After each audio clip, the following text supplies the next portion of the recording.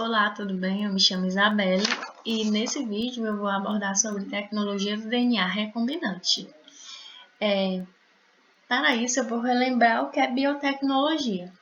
A biotecnologia é um conjunto de processos e técnicas que buscam solucionar problemas. E dentro da biotecnologia, nós temos a engenharia genética, que envolve a manipulação do DNA. E é na engenharia genética que a gente passa a estudar sobre o DNA recombinante. Bom, o DNA é uma molécula que carrega todas as informações genéticas de um ser vivo. E ele é composto por a dupla hélice, que são duas fitas, no formato espiral. O DNA ele é composto de sequência de nucleotídeo, e cada nucleotídeo possui um grupo fosfato, pentose e base nitrogenada. E essa base nitrogenada vai ser a ligação da adenina com a timina e a citosina com a guanina. Quando a gente tem uma parte do DNA que consegue sintetizar uma proteína, eu chamo ela de gene, que é uma unidade do DNA que vai possuir uma característica nossa. E para cada proteína produzida no organismo, existe um gene específico.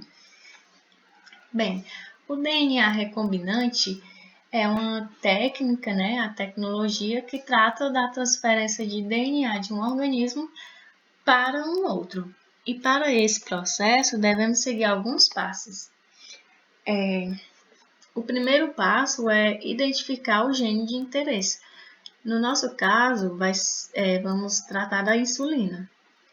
A insulina é o hormônio que permite a entrada da glicose nas nossas células.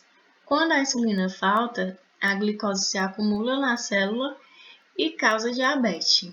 E aí, depois de fazer essa identificação do gene, nós temos que isolar o DNA do organismo que contém um gene desejado. No nosso caso, vai ser o pâncreas, pois ele é o organismo doador, da insulina.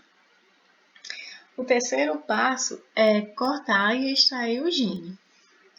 Antigamente, os cientistas começaram a estudar e observar as bactérias e os vírus. E aí eles observaram que as bactérias utilizavam enzimas para cortar o DNA dos vírus, para se defender. E aí eles descobriram que essas tesouras bacterianas cortavam qualquer DNA em locais específicos e deram o nome de enzima de restrição. Essas tesouras passaram a ser chamadas de enzima de restrição ou endonuclease. Pois bem, essas enzimas de restrição que existem nas bactérias, conseguem reconhecer a sequência da base certa, e separar o gene específico que eu preciso. E o que é que vai acontecer? Que tem aqui o nosso DNA, Aí vai vir essa enzima de restrição, vai ler lá o DNA, e ele vai conseguir identificar e vai cortar exatamente onde eu preciso, Que é o gene que vai ter lá a nossa informação e vai estar lá cortado o nosso DNA, o nosso gene de interesse. O próximo passo é unir esse gene ao vetor. Vamos lembrar aqui que a bactéria tem um cromossomo, que tem lá o seu material genético, e vários plasmídeos, que é o que chamamos de DNA, São pequenos DNA. E aí, nós vamos pegar um plasmídio desse e usar como vetor, o vetor plasmídio. E aí, ele também vai ser cortado. E aí, vai entrar o nosso gene que a gente retirou lá do DNA específico e unir ele aqui. Essa união vai ser pelo DNA ligase.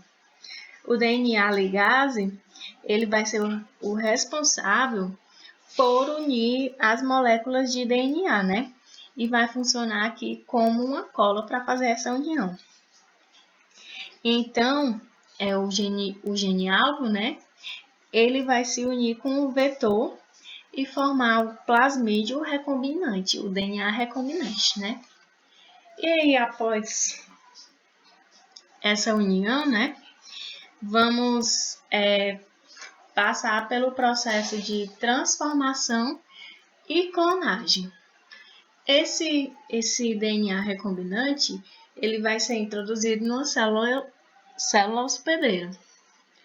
Aqui, né? E aí, como a bactéria é unicelular, vai ser por fissão binária que ela consegue fazer várias cópias dela mesma.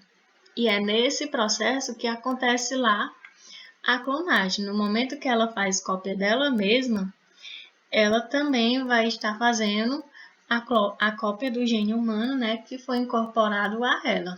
Aqui tem várias, né, que é a clonagem. E aí, nesse processo, gera uma mistura de gene clonado, que nos interessa, e gene original, que não é do nosso interesse, que foram aqueles plasmídios que não utilizamos como vetor, né? E aí é feito um processo de seleção dos clones, de reconhecimento externo. Vai ter lá a separação, né? Tem lá vários plasmídios, ele vai reconhecer e separar o nosso que a gente precisa. E depois dessa escolha, dessa seleção, elas passam a crescer em uma grande escala. E aí, no nosso exemplo, as células hospedeiras estarão produzindo em longa escala a insulina.